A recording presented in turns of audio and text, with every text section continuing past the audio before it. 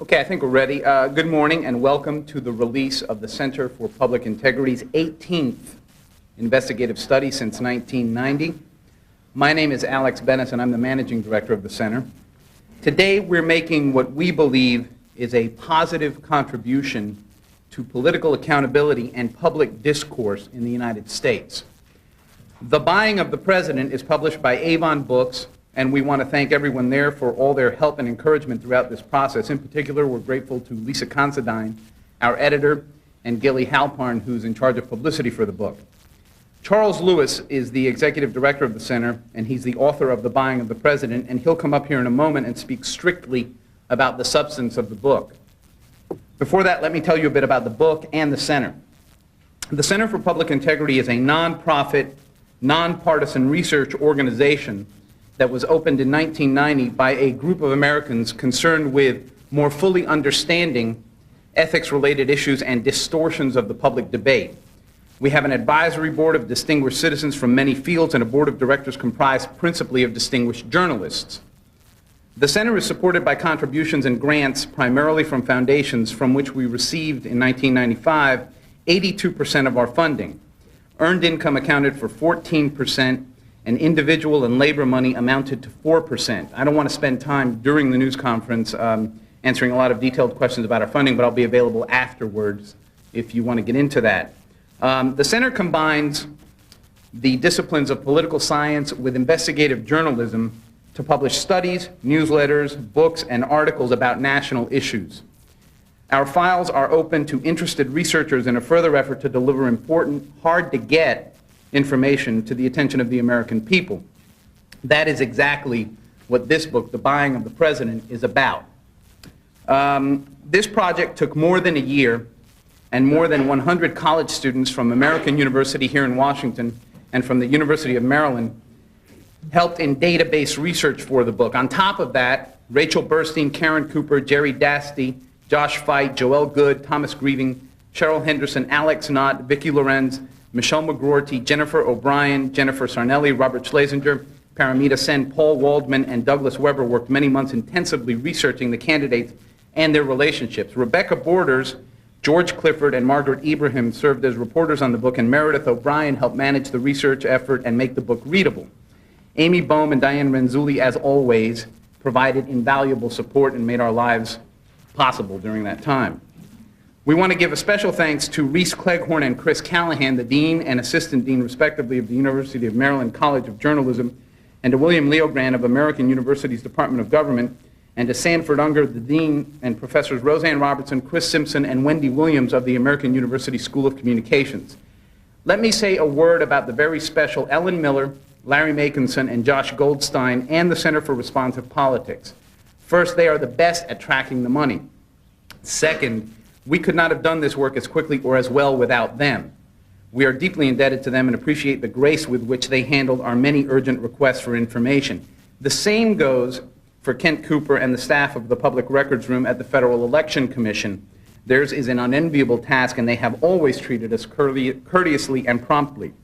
We are, of course, particularly grateful to the funders of this presidential project, the ARCA Foundation, the Carnegie Corporation of New York, and C.C. Dockery, and the major funders of the center, the John and Florence Schuman Foundation, the Deer Creek Foundation, the Half Family Foundation, the Rockefeller Family Fund, the John D. and Catherine T. MacArthur Foundation, and the Town Creek Foundation. A very personal note of thanks goes to Kevin Phillips, whom most of you know as one of the most astute observers of what he has dubbed the arrogant capital. Kevin wrote the foreword to the book and has been available to us in many, many ways. Kevin will be with us on January 22nd when the center will co-sponsor with the National Center for Communication Studies at George Washington University a conference on the influence of money in politics. That forum will be moderated by veteran journalist Bill Moyers, and members of Congress and journalists who cover the issue will participate on the panels. On January 30th, and this is a very special occasion for us, the PBS documentary program Frontline, in consultation with the Center for Public Integrity, will air a documentary titled, So You Want to Buy a President? It will portray on television some of the same stories in this book and report some new ones. That's on Tuesday, January 30th at 9 p.m. Eastern Time, but check your local listings. On February 7, we will bring out another study, which is a reprise of one we did during the last presidential election called Under the Influence, and it takes a look at the campaign advisors to the presidential candidates, their connections, and what influence they might bring to bear on the campaign. If you've ever undertaken the writing of a book, not to mention one that contains so many numbers, you will understand that inevitably there will be some corrections that need to be made. None of the ones we have come across are terribly serious, but as we find them, we're going to put them on our new internet site. I'll tell you more about that in a second. Before I let Chuck come up here, there's one disclaimer that I hope you will indulge. We do not contend that in 270 pages the entire story of the 1996 presidential candidates and campaign can be told.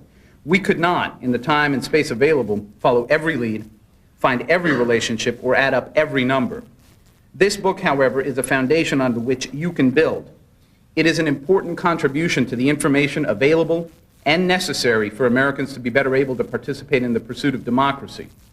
The value, as Kevin Phillips writes on the first page of this book, is that it is an unprecedented compilation of numbers and analyses and revelations. He adds, documentation like this has never before been compiled and published in advance of the election being described. Never. Kevin goes on to write that Washington is a giant influence mongery, and the buying of the president is the hottest game in town. At the risk of stating the obvious, Kevin observes, the reason all this matters so much is that it detracts from American democracy and from your role as a citizen and voter. We believe that understanding the process is paramount. As 1996 progresses, we will be updating some of the themes and issues on which we report in the buying of the president. To that end, we have two newsletters that we're releasing today. Most of you got them. One begins to update the contributors to the presidential candidates, and the second asks some questions that the candidates need to answer as they go about seeking the job of president, but questions that they generally try to avoid. Both of these newsletters will be put on our new internet website, which is supposed to be up today. I've seen it. It's there. The address of that website is http://www.essential.org/CPI. If you need video of today's news conference, please be aware that Image Television is supposed to have that available, and you can call them at 202-785-2100.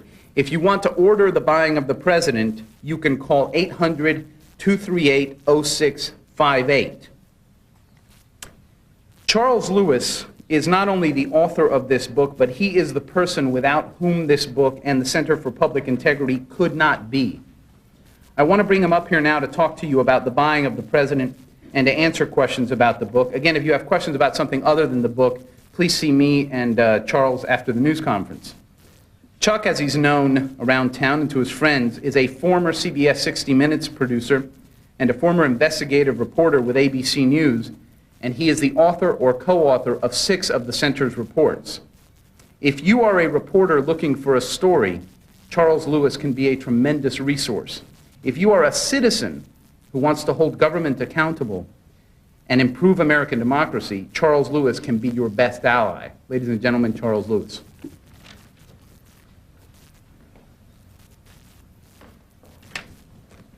Thank you and good morning.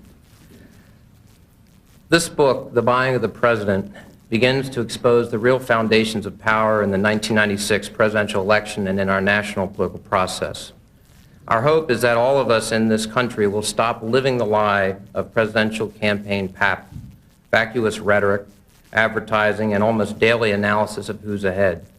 It is time that we all reject that quadrennial ritual and begin, as Václav Havel urged, and remember that Havel, while he was a political prisoner, took great hope from American democracy. Havel urged that we break the rules of the game, break through the exalted facade of the system, and live within the truth. We must live within the truth about how our democracy actually selects our president. The truth is that this is the most expensive political campaign in the history of the United States when compared to the early pre-voting activity in other presidential elections. The truth is that the presidential campaign is not so much a beauty contest or a horse race, but instead a giant auction in which multi-million-dollar interests compete to influence and gain access to candidates. The truth is that big money interests have already pre-selected our choices about who will become the next President of the United States. We should all recognize that our federal elections have become an exclusive pay-to-play process. In 1996, the major candidates who would be president are either millionaires themselves or they have already raised many millions of dollars. Already, 3 presidential candidates have gone out and each raised over $20 million. President Clinton's campaign committee raised nearly $26 million in roughly 7 months, or more than $120,000 a day. Already, the major presidential candidates cumulatively raised over $100 million in 1995, the year before the 1996 election. This has never happened. These numbers are off the charts. As you can see from this chart, in just the first 3 quarters of 1995, the period of time for which the Federal Election Commission has completed its accounting, the candidates raised at least $92 million. But the significance of the money chase is also evident when you consider who is not running for president. During the past year, several major national political figures, former Education Secretary William Bennett, former Defense Secretary Richard Cheney, former HUD Secretary Jack Kemp, former Vice President Dan Quayle, all declined to run for president, at least in part because of the elaborate money chase, in which is a prerequisite to candidacy.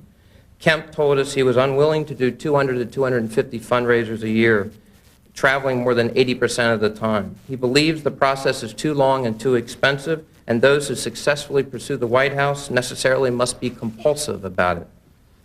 Literally for years. When General Colin Powell declined to run, he talked about fixing the process. Already in recent months, before any primary or caucus votes were cast anywhere, 2 other presidential candidates, Pete Wilson and Arlen Specter, didn't have enough cash to make it to 1996.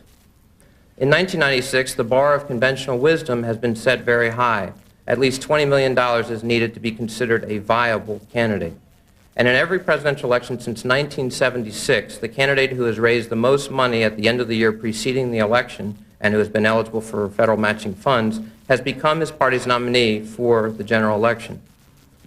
Over the years, the impolite issues of just how much hard, cold cash it takes to capture the White House, where the money comes from, and what the donors seek in return have been largely unaddressed. We think the American people before the election should have all the relevant information about the candidates, including the price of acquiring power and what has been sold in the process. The unvarnished truth is that voters in 1996, as in other elections, will be choosing a package deal. Not just a politician, but also his patrons and their priorities as well. We think it's time the American people were told the full story about what they're getting by looking at the fine print details and conditions of sale, who and what the politician really stands for. Now more than ever, we must all follow the money. The buying of the president is not intended to be, ironically, a personal indictment of those seeking the highest office in the land, but an investigative portrait of the nation's brutal, victimizing political process today. It is unrealistic to expect our elected officials to operate in a system that requires each of them to raise millions of dollars in campaign contributions in order to get elected, and to raise those millions without any strings attached. As the political scientist Louise Overacker wrote more than half a century ago, even a dog will not bite the hand that feeds it. Not surprisingly, elected officials would prefer not to discuss the special interests behind their candidacies or the influence of their patrons. They will talk about almost everything but that. We must listen to the candidates and what they are saying about themselves, but then look more closely at what they don't talk about, how specific moneyed interests have underwritten their careers. In the buying of the president, we examined these relationships for candidates of both parties. For example, in the late 70s and 80s, a younger Bill Clinton gave speeches about the plight of Arkansas chicken farmers, practically never uttering the words Tyson Foods in public. Clinton's relationship with Tyson Foods and many other powerful business interests in Arkansas has been well documented. And if there is one thing we have learned from the continuing Whitewater affair, like other successful statewide politicians in Arkansas, Governor Clinton was an accommodator of the largest moneyed interest in the state. Millions of dollars in private favors at public expense accrued to various companies and individuals during his tenure, and the Clintons' personal financial interests, the conduct of official Arkansas business, and the agendas of the state's largest corporations and law firms were all intertwined and sometimes almost indistinguishable. Of all the 1996 candidates, of course, only Bill Clinton has been president, and in many ways, Bill Clinton's Washington has seemed just like Arkansas. writ much, much larger with many more opportunities. The Clinton administration has pursued and serviced the American business community more aggressively and more systematically than any previous administration. In 1993, the so-called People's Inaugural was a corporate sponsor fest that raised $42 million, more private money raised and spent than for any previous such event, leaving the inaugural committee with a leftover profit of $9.7 million. From the White House to many cabinet agencies led by the Commerce Department, the new administration has assiduously courted specific business sectors. The Secretary of Commerce has taken at least 187 company executives on 14 trade missions around the world. Scores of these companies have made large soft money donations to the Democratic National Committee, some of whose officials traveled with Secretary Brown on these foreign trade missions, and billions of dollars in federal cookie jar financing and other support from the Export-Import Bank and Overseas Private Investment Corporation were given out to several of these corporate travelers for their overseas trade deals. Beyond Brown and Commerce, not only have several White House officials been assigned regular outreach responsibilities to American business, corporate lobbyists in Washington have enjoyed remarkable regular access to Clinton and his White House. Clinton and his top officials have raised tens of millions of dollars from all of these interests for the Democratic Party. All of this is particularly ironic since the Clinton-Gore campaign slogan was putting people first, and promises were made to break the stranglehold of special interests on Washington.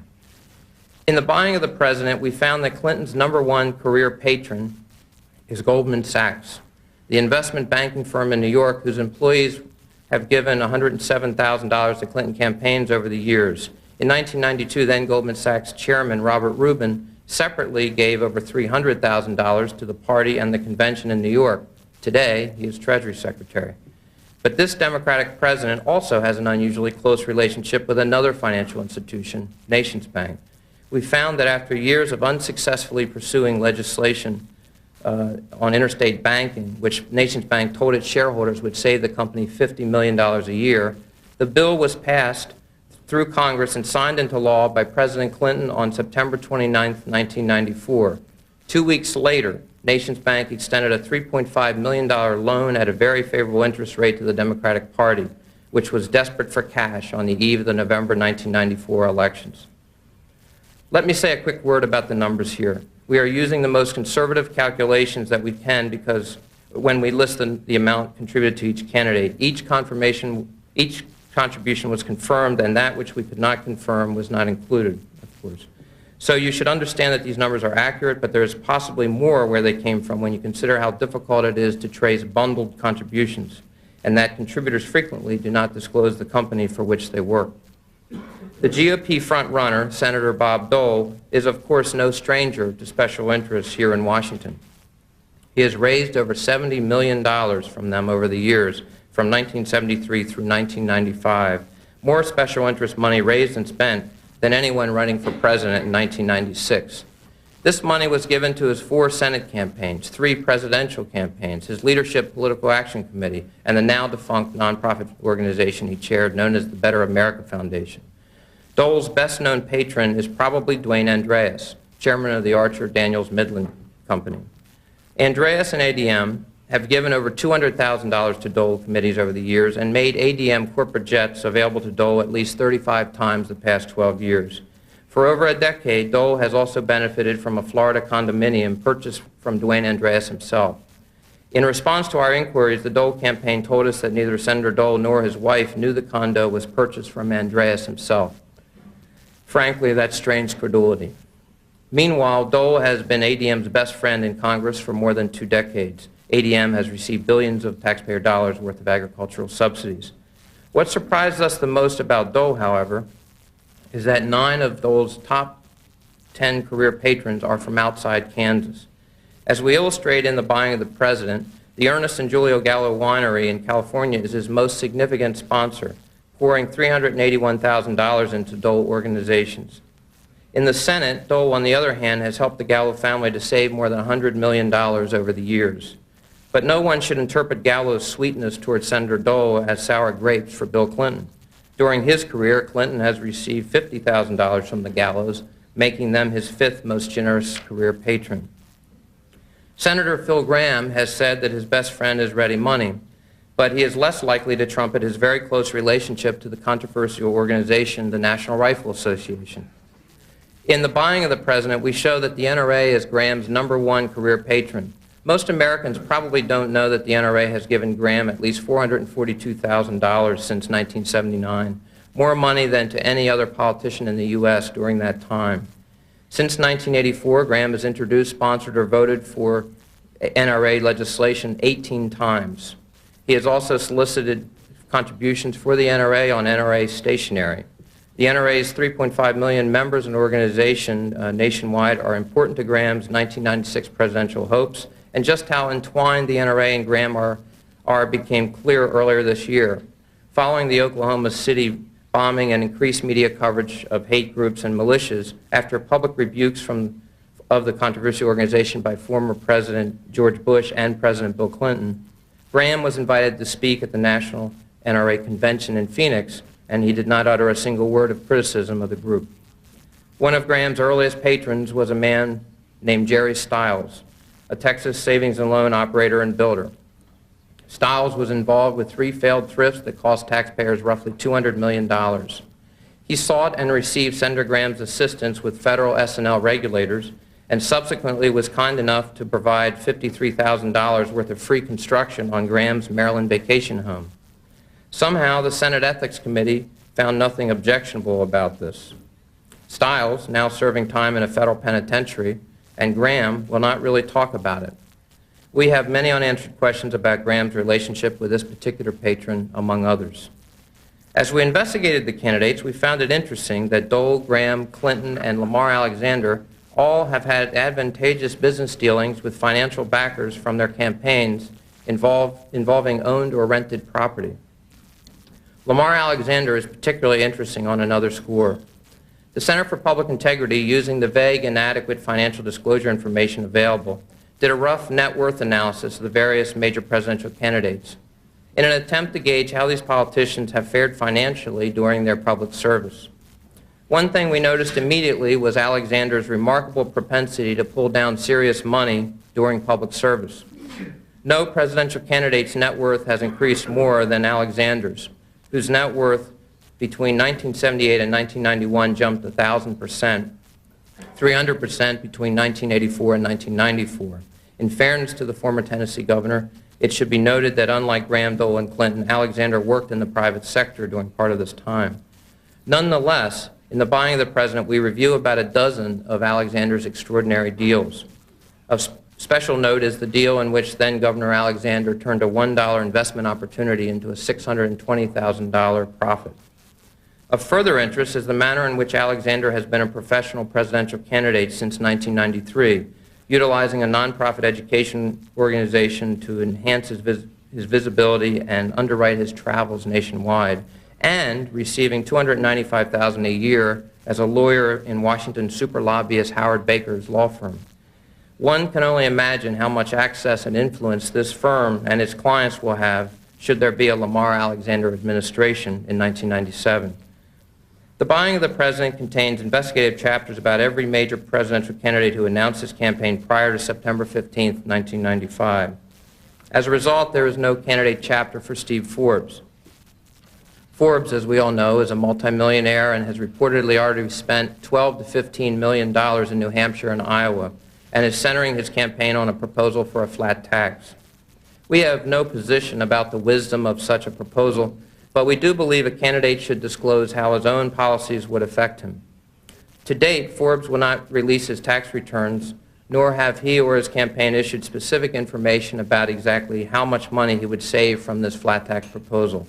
The Center for Public Integrity newsletter, The Public Eye, recently estimated that Forbes' annual federal income tax obligation would be cut roughly in half, and that is very conservative based on the insufficient financial data available. The Forbes campaign called our effort an exercise for publicity. We believe that the campaign's unwillingness to disclose relevant information is an exercise in evasion. In this most political year, the issue of disclosure is relevant to all candidates. During the past year of this investigative project, we have constantly been frustrated by the obfuscation and lack of candor by many of the candidates. Not only has the White House consistently misled the public about the Whitewater affair, The Clinton Inaugural Committee will not reveal the source of its millions of dollars in loans and contributions. Despite their desire to keep the information hidden, we were able to obtain a list of who gave the loans, and that is in the book. Alexander and Dole received millions of dollars in secret contributions to their thinly disguised nonprofit organizations, and only after public pressure did they reluctantly disclose the identities of the donors. Clinton, Alexander, Graham, and Keyes were the least responsive candidates and campaigns, declining interview requests and leaving our specific submitted written questions unanswered. The relationships of presidential candidates to their benefactors are extremely revealing, yet generally unknown. The 1996 campaign presents an opportunity to disclose and describe the buying of the president process and what of America has been sold in the process. It is also a time to look more closely at the personal financial relationships with multi-million-dollar contributors and to juxtapose the positions of the candidates with their own financial portfolios. Questions should be asked again and again by local and national reporters and by other citizens until those questions are answered. Photo ops for the evening news staged at airports in Des Moines and Manchester and other cities should start featuring tough follow-the-money questions about each candidate's career patrons and the favors those contributors have received over the years. Politicians have gotten enough vacuous free media exposure without ever addressing specific relevant questions. As long as such a system exists and is tolerated, public reputations will become tarnished and public skepticism and mistrust about government will continue. Those of you in this room today will properly ask me, what is the solution to this mess? You'll say to me, sure, it's easy to criticize, but how do you fix the system? What can be done about it? Let me try to answer that question before you ask it. First, we do far more than merely criticize this process. What we do at the Center for Public Integrity is try to expose the truth about what goes on in our national political system. We believe that disclosure is important and that when the public debate is distorted, the public needs to know about it. We are not lobbyists and we do not advocate specific legislation on anything. Second, we absolutely recognize the complexities of this situation. The history of attempts to reform the campaign finance system in this country show, unfortunately, that no matter what legislative solution seems to be adopted, those who are intent on using money to gain influence and those who are willing to sell influence to raise money usually seem to find a way to a loophole, a legal soft spot. That's not to say there aren't ways to improve the process. There are a range of possible alternatives, from public financing to free broadcast time for advertising to changing the limits for contributions. We do believe, because we have seen the evidence, that money does have a corrosive influence. The problem is insidious and not easily addressed by anything short of what has come to sound all too corny in Washington these days. The answer, we believe, and we say it in this book, is citizenship. The people from whom this nation and its ideals are being bought by the highest bidder are the ones who pay. We pay the salaries of the politicians once they win office. We hire them and we can fire them. The mechanism has been corroded and corrupted, but the citizens of this nation are still ultimately responsible for the quality of our government.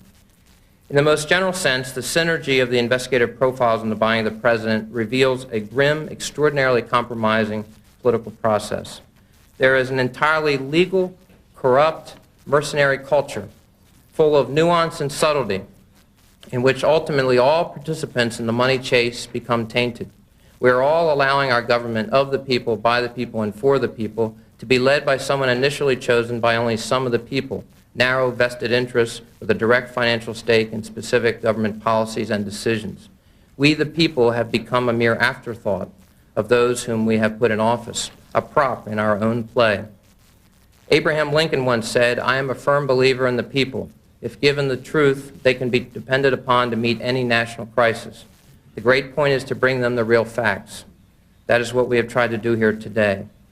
Before I take questions, I want to make a special announcement about the Center for Public Integrity. We've been up doing these studies for over 5 years, and this is our 18th. Today, I'm very, very pleased to announce that Bill Hogan, member of the board of the Center for Public Integrity, but also the managing editor of the National Journal, is going to join the center full-time in a few weeks.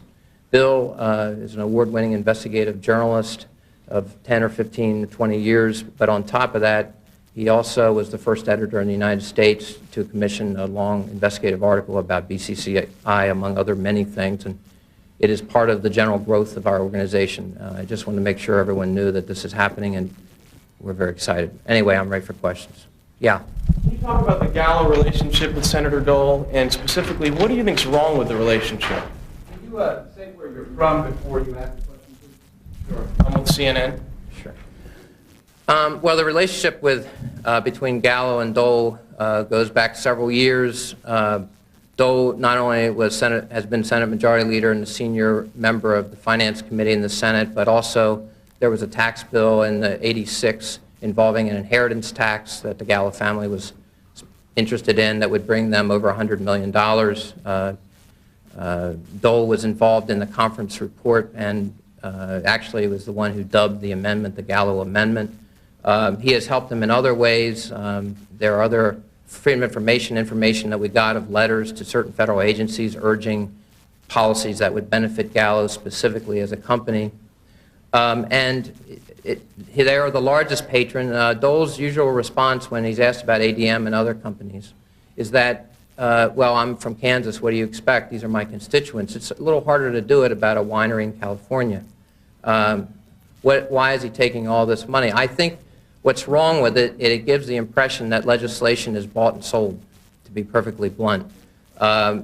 I'm saying that that this company has given substantial funding to Dole and other politicians, I might add, including the president, and Gallo has gotten a tremendous return on their investment in this particular politician. I think that what's wrong with it is that most Americans can't even get in to see their representative in Congress, let alone get special things for their own agendas. And I think the Gallo example is a metaphor for the system today. How did the Gallo people respond to your questions, if at all? They did not respond, which is not unusual sometimes. Yeah. Any other questions? Sorry. Well, one is I couldn't help noticing in the book that there are a lot of mention of the wives of candidates. Is this something you particularly tried to track, or just came up in your research, or? Well, I don't want anybody to think that we did special attention to spouses. I mean, there was no elaborate effort. We had teams of researchers on each candidate, and we were very methodical, some would say anal retentive, about all the information, financial disclosures, mortgage records, tax records when they were available, and we would just amass it all together. Many times a candidate will make an investment or receive land or buy land or whatever through their spouse. Sometimes that's because the spouse is very wealthy. Sometimes it's because they want to avoid the appearance of a conflict of interest, which is always amusing to me because it's as though they don't live together or something. Anyway, in the age of the 90s, after many decades, and as the role of women in our society has changed dramatically, basically what you have are women who are very successful professionals in their own right in various walks of life, private or public sector. That's certainly the case with Hillary Clinton, certainly the case with Elizabeth Dole, certainly the case with Wendy Graham.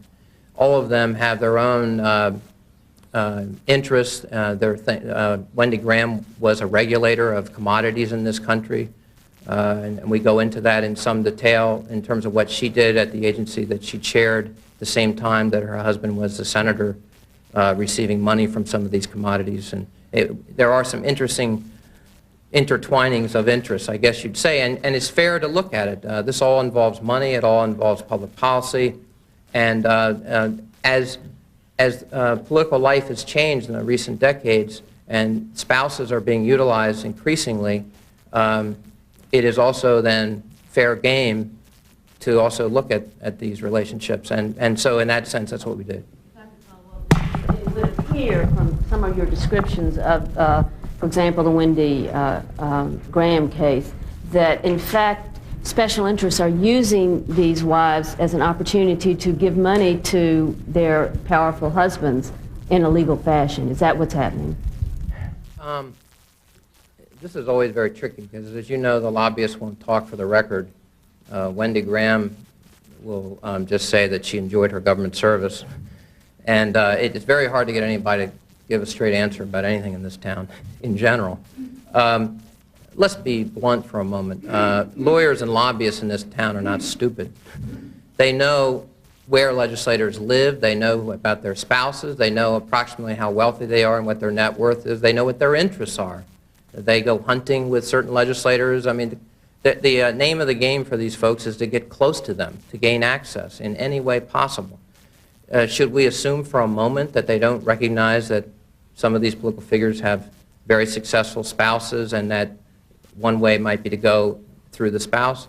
I think that that is absolutely possible. I think it does happen, and I think some of the information about some of the spouses I think is quite revealing, and I'm sure there'll be angry denials, and you know, it has already been reported by the Dallas Morning News in the case of Wendy Graham that she went to Texas while she was head of the Commodities Commission to campaign for her husband, and it was involved in fundraising from agricultural interests that she was regulating. Call me overly skeptical or something, but that seems like a conflict of interest to me. I think it's a serious problem, and it's largely unaddressed in this town, and we could talk for hours about this issue, and I'll try to spare you. There are things that not in the book that we could talk about regarding spouses. It's one of the most interesting areas in terms of the influence mongery, to use Kevin Phillips's phrase. Spouses have become the flavor of the month the last decade or so. And there are lots of interesting things on the Hill with spouses, and there have been some interesting stories about some spouses, and we actually did research about one spouse in particular. So anyway, we could talk a long time about this. I think it's a significant issue, and I think reporters need to look at it, because if you don't look at it, no one's going to look at it, because none of these folks want to talk about it. Yeah. I had a question as to what your organization's position is regarding the use of personal wealth or family wealth. Obviously, Steve Forbes comes to mind in Massachusetts, Teresa Hines, her fortune, Senator Kerry has indicated willingness to spend it. What's your position on that? That's a great question. Well, you know, I mean, I know it's frustrating to hear this, but our organization doesn't have a position in a formal way. Our job really is to just do the heavy lifting stuff that no one else wants to do, has the time to do, and lay it out. So I don't want to make it sound like we had a vote on this or anything. The personal wealth issue is terribly troubling because you have a constitutional issue that all Americans from various Supreme Court decisions can contribute money, and it's an act of free speech. That also means that an individual can give as much money as they want to their own campaign. Obviously, we all, for the most part, cherish our Constitution, and free speech and the First Amendment is particularly relevant to me, for example, or to the Center. At the same time, you have a situation where a fellow is trying to buy an election in 2 states. $12 to $15 million in New Hampshire and Iowa is exaggerated. That is a ton of money in those states. This is not California. These are not heavy media states where that money goes, is ephemeral and kind of goes up in the air. That money, would really resonate. And you can see that it's happening because he's moved from nowhere. He had no organization in the state. I was in New Hampshire the day he had his first news conference. Reporters asked him, "What are you doing here? You don't have an organization. Who are you seeing?" He goes, "That's confidential." And he had no organization, but he was running ads. And in 3 months, he's second in the polls in both states. So let's be honest, money is having a direct impact so far. If those results change tomorrow and this guy finishes second, he came out of nowhere and is doing negative advertising, which I don't think is all that helpful, although I understand he's trying to do a name recognition and all that. Bottom line, it's a vexing problem. The problem is constitutionally, what do you do about it? There are proposals to do there are about hundreds of proposals to do campaign finance reform. The problem is, as long as you have this constitutional issue about limits and everything having to be voluntary and millionaires, the voters are going to have a choice. They're going to either have folks who took millions of dollars from special interests, or they're going to go for a millionaire who has his own special interests. And that's sort of what happened in California in the recent Senate race. You had Huffington and Feinstein. One had $6 million in PAC contributions, and one spent $28 million of his own money. Which one do you weigh? Which one do you go for there? At the moment, the best we can say is let's disclose everything about it. What are Steve Forbes' investments? No one has looked at his investments in great detail yet, to date. What about his information, his tax returns and other stuff? He's still not giving it out. The best we can do then is tell the American people who these people really are and where they're really coming from. At the moment, that's where we are in this democracy. There is no silver bullet solution to deal with this problem, but I do think it's a problem. I think George Washington would be turning over in his grave if he saw this kind of stuff going on. Yeah. Not even a few minutes, less than that, about how you compile this information, how many people you used, who they were, and sort of the scope of where you got the information from. It's a secret. No, it's the New York Times. The New York Times. New York Times. Sure. We started in late '94, and we had a rough idea who was going to be running. With one or two exceptions, we were pretty close. And we then went out and gathered up, well, it was a very elaborate process. I'll try to make it short.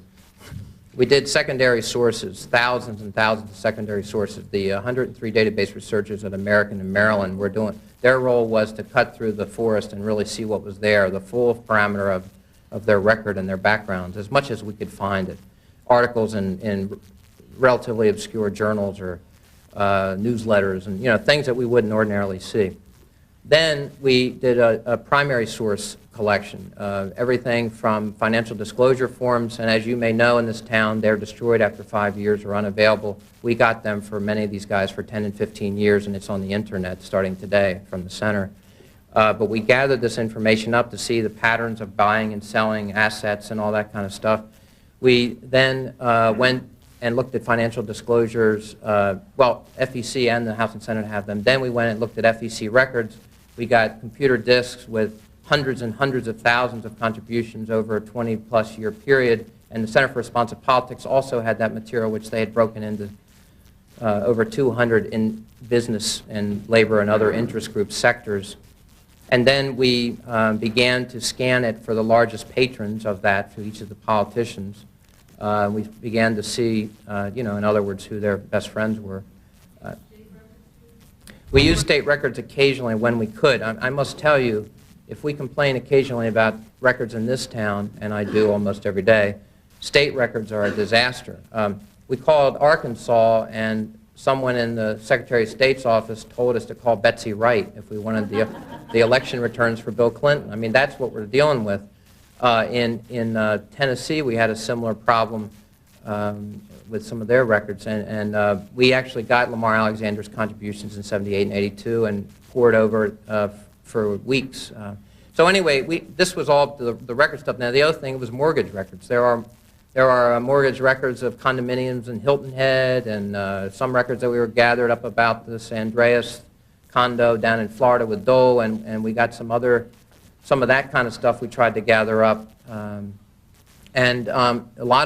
lot of investigative reporters in Washington who have tracked some of these folks for 10 or 20 years let us photocopy their files. And some of our files we've made available to journalists in recent months to try to assist. These records are very all over the place, basically. They're very difficult to There may be a lot more out there than that is not included in these totals. No, that's absolutely right. I want to tell everyone, I mean, we said at the beginning of this that this is a beginning. This is an attempt to begin the process to look at these folks. As much energy and people as we put into this, we also, besides 103 database researchers, had 16 reporters, 16 researchers at the center and 6 reporters in addition. And we took a year, over the course of a year, all this happened. This is only a beginning. I must tell you, there are hundreds of stories here that could be explored. Let me give you a quick example. Goldman Sachs and Clinton. I would love to know a lot more about what Goldman Sachs has been up to in the last 2 or 3 years. There are some things we just didn't have enough hours in the day to explore. We can get into a discussion about what I think has happened with Goldman Sachs, but we didn't nail it down as much as we could, but I'm also certain as an investigative person that it's there. My point is, this is a primer. This is a resource for the American people, for journalists to begin the process of looking behind the statements, looking behind what the candidate is doing, and see where they're coming from. Yeah. Oh, you said that Forbes has spent 12, with ABC News, that Forbes has spent $12 to $15 million. What proportion of that is strictly media? Because most reports are now that he's been spent $5 to $6 million. Right. Do you have any sort of a breakdown of where that money's gone? No, I don't. I mean, when I said it, I said reportedly. I mean, it's that old game where we're all saying the same numbers because someone reported it somewhere. The actual records aren't out yet, the breakdown. He only did it since he came in the last week of September, so it's going to be in the fourth quarter FEC reporting data, and I have not seen anyone break it down. The assumption is, all over the country, or folks that follow it, that it substantially is ads, more than any other campaign, certainly. But how much, no one knows at the moment. That $15 million is not your figure. You're using that. No, I've seen one report that was 15. I've seen one that's 12. I've seen different reports. And Forbes, I don't think, has given a statement about what he's spending. Yeah, sorry. I'm talking you, in your book, you say that the President Clinton has helped, or his administration has helped business more than any other administration. Does that include the Reagan administration, and how can you Well, this is a that? difficult thing to measure. I will be the first to acknowledge. I think the Brown trips alone put them in a different league. When you do 14 trips around the world and you take 100 people with you to China to set up your trip, and I mean the elaborate lengths that folks went to with these trips, just those alone, not that that's what we're basing on entirely, but lobbyists, folks who worked in the Reagan administration who are basically Republicans for large blue chip corporations have said they've never had better access to the White House and had regular systematic conversations with those in power in the White House then with Bill Clinton. I guess the reason I'm saying it is it's striking to me because this particular president was going to be different. Most Americans, most reporters in this room probably don't know that Bill Clinton watched the 1994 election returns with Tommy Boggs. That to me is a metaphor. Tommy Boggs is one of the biggest lobbyists in Washington, in case anyone's wondering. Back here, yeah. Sure. You say that the answer here is citizenship, but then you say that if we decide to become active citizens, we're going to find a corrupt system and we won't be able to do anything about it, pretty much. Could you give a more positive vision of if people became active citizens, what could be done about this system? We have been thinking about this a long time, trying to understand this and reckon with it. We don't take positions because we don't want this book to appear to be a brief for some legislation, because it's not. Citizenship to me means citizens knowing, understanding, caring about what's going on under their nose. And the process is not going to change by the participants. There's got to be an angry, critical mass that's got to develop in the heartland. That will only happen when information is presented to them and politicians are actually asked these questions and actually have to respond. The flame will get turned up. Something will start to develop. And the citizenship is folks asking these questions in town meetings, and photo ops aren't so pleasant anymore. Well, by the way, what about that condo? And I think when I say citizenship, you can have all these proposals, all these different ideas for campaign finance reform, but the bottom line is they'll do whatever they can do if they can get away with it. I hate to sound so cynical, but that's the bottom line. All campaign finance reform proposals are basically asking the foxes to lock themselves out of the chicken house. Most foxes don't do this. And so therefore, the situation is larger than any specific measure. There's an atmosphere that must be created. In 1992, it looked like the situation was right. You had a non-two-party candidate getting 19% of the vote, first time in 80 years. You had an incumbent president tossed out of office. 2 years later, you had the Democrats tossed out of the other branch of government where they could do that. And the electorate is obviously angry, but it's unfocused anger at the moment, and there's no accountability on the political reform issue to specific politicians. In 1996, every member of the House of Representatives, probably without exception, will send out little beepers for radio spots, and they'll send out weekly columns, and they'll brag to their constituents that they help fight for reform of the process. I'm saying the citizens and journalists need to look at that and say, wait a minute, you didn't even let this stuff come to the floor. You watered it down. You've been the biggest foe of campaign finance reform and other reforms for your entire career. Don't give us that. In other words, when I say citizenship, I think folks have got to care. They've got to get involved. This stuff is on the internet now. It's going to become available more and more. We can see who their patrons are over their careers. I'm very excited about the career patron thing. I think once and for all we can see who their best friends are, who they've been carrying the water for in their careers. These are relationships, is what I said earlier. It's a package deal. You're getting the politician and the patron when you elect them. So that, I don't know if that's, I think that is hopeful, because once folks get involved and they start seeing it and they start caring and they start asking, there will be a dynamic that will happen.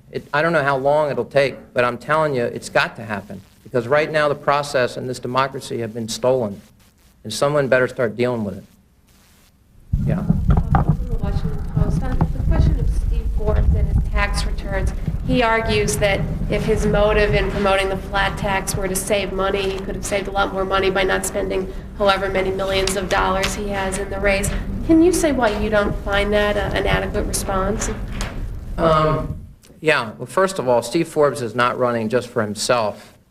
He's running for the other 0.5% in America that are his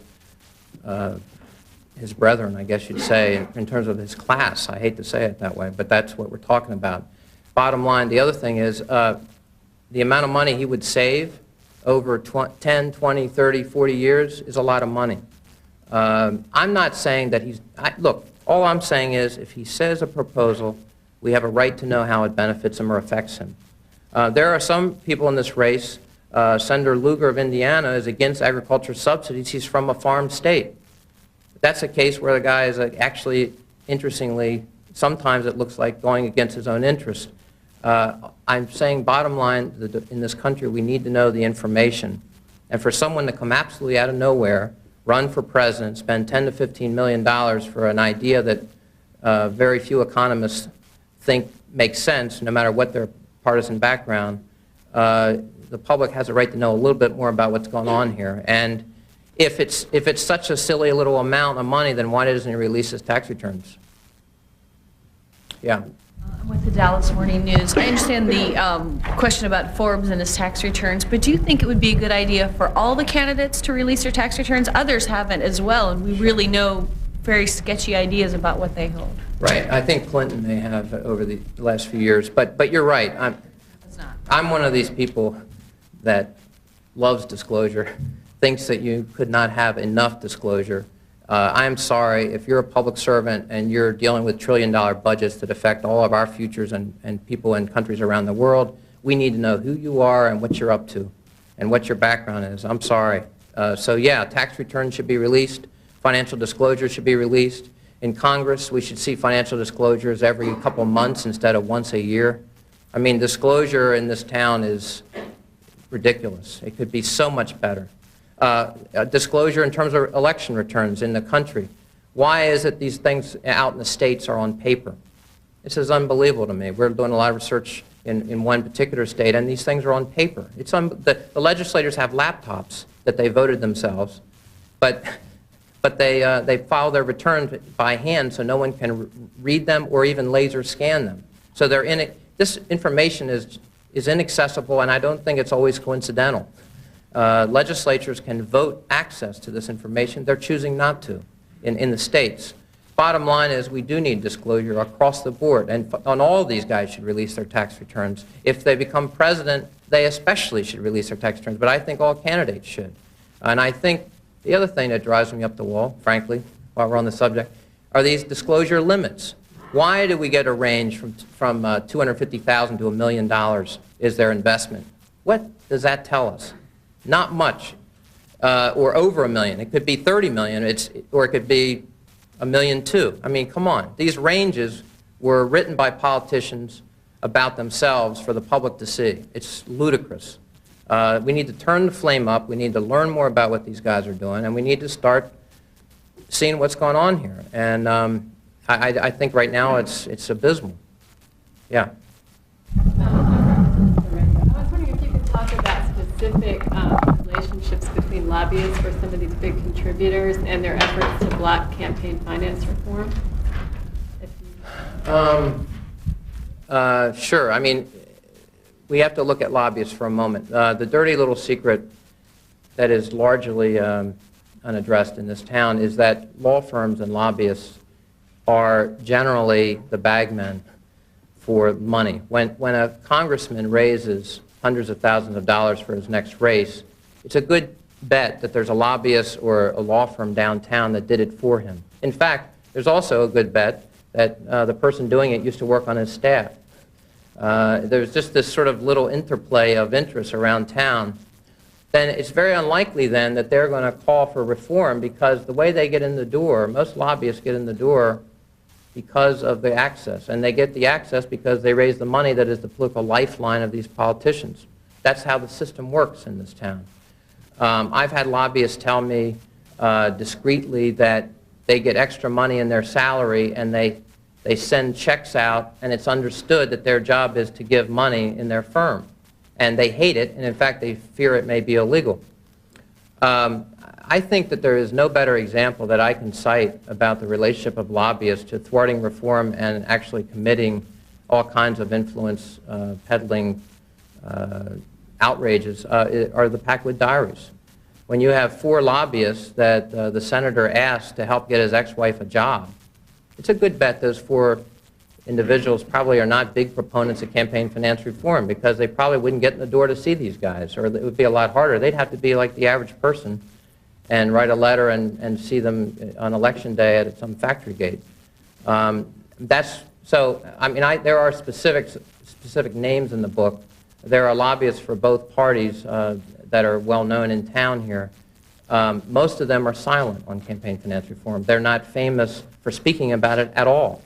I have gone on public television and debated disclosure with Tommy Boggs, the recently described lobbyist here in Washington, and he thinks that more disclosure is unfair and a violation of his privacy. But again, this is my point. This is what lobbyists think. They don't want disclosure so much. They don't want reform so much. And that's where we are. And many of the donors don't want it.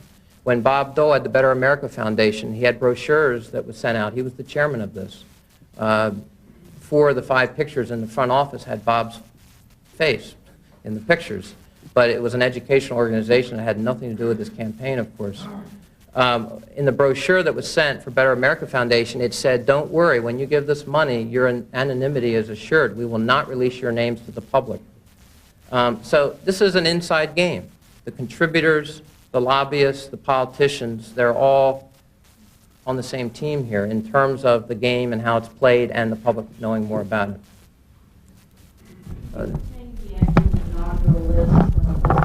Someone gave you copies of the actual list of the givers? We did obtain a list of the loans, $14 million worth of loans to the inaugural committee. We did not obtain a list, and I desperately would love to see it, of the donors. There were $100,000 donations from various corporations, labor unions, and other groups. We have never seen that full list. There have been reports of some people that may have done it, but not the full list. Anyone has seen this list of the $14 loans? million. My understanding is it's the first time in the book. And they don't deny that this is accurate? There's no... Well, they don't discuss it at all, and they very flatly said they weren't giving it to us. So, good luck. Yeah. Doug Turner from the Buffalo News. I wonder if you'd be willing to assess how the corporate ownership of media, newspaper cutbacks, staff, and news holes have affected the ability of the traditional media to carry this message to the public. I have very, very strong opinions about that, but they're not in this book. But let me just say briefly, even when the conglomeratization of the media was not as much of an issue, the mainstream media has always had a hard time focusing for a year or two. There are very few news organizations 10 years ago or 20 years ago that would focus in that kind of heavy lifting way. I'm not defending the major media, but I'm pointing out that in that sense, nothing has changed. The problem in looking at what the media covers and doesn't cover is the assumption that at one time they did a terrific job. And that's an assumption that I would like to discuss at great length before I enter the other part of it. It's a long discussion. I'm happy to talk to you separately about it, but it's not something we address in the book. How is the message going to get out then? The message is going to get out. Well, I don't want to presume to tell journalists what your opinion. Yeah. How is Well, the I think that what happened is we spent 1 to 2 years, or over 1 year, looking at this information. We have reduced it down to, but there is the synthesis of information about each candidate that has never been compiled in one place. Each chapter, I would say, is that. And we have career patrons and other lists that are conducive to being utilized and reprinted relatively easily around the country. And I think that by doing it that way, we have chopped it down and made it usable for the mainstream media. And actually, if you look back over our other 17 studies, many times, we did that with healthcare. We looked at 660 groups and then told the media what we found, and people could pick and choose what they wanted from it. I think this is a resource for journalists over the next several months to November, but also today, or specifically about these folks, there is stuff right now that can be reprinted and used, and we urge that. We obviously think the American people should know this information. So that's my take on it. Any other questions? Yeah. Mark Ruin, Press Associates. Back in the 1884 campaign, of course, James Blaine lost, and one reason was his role in railroad scandals, being Blaine, Continental Wire from the state of Maine. I came in late, but let me throw the question on anybody. Anyway, is there among the presidential hopefuls anybody who either in scale or in direct quid pro quos approaches James G. Blaine and similar venal crooks? It's going to be hard to compare it with Mr. Blaine, but each book has its own look, and someone who read it the other day told me that what makes it different is each chapter is different. Each bit of information you see about each candidate is different. For example, Lamar Alexander, what leaps at you immediately are the investments and the deals. And there is still controversy about those deals, which would stand to make you think that it will continue in his case. I think that you could delve deeper into everything that we have written and find amazing things, and there could be major scandals from it. I will leave that to you when you read it to make your own decision about that. And comparing one versus the other as the next Watergate or Whitewater to happen, or whatever, however you want to characterize it, is something I would leave to all of you to do. I think we should stop at water's edge in that case. Take 2 more. Yeah. Christoph Johnson, Finnish television. Where's the money raised 91 that little? Actually, the reason is this is the first 3 quarters, and the money that Bush, for example, raised did not come into the 4th quarter. So it would be higher a little bit. But the numbers, actually, if you look at the aggregate numbers, the 92 election and compare them with 88, they're actually deflated. For whatever reason, for example, Bill Clinton raised $3.2 million in 1991 as the challenging an incumbent. Now you have 2 incumbents in the Republican Party who raised 7 times that, over $20 million, Graham and Dole. So the numbers are different and are radically different. But you raise an interesting point. In 1983, Reagan, going for his re-election, also didn't start until the last quarter. That's something that people forget about Clinton. He started very early, April, in the year before his term was up, to raise the money. He had ads on television in some states in July 1995, well over a year before the election. I think all of those things are unprecedented. And that is borne out in these numbers. The 4th quarter numbers would be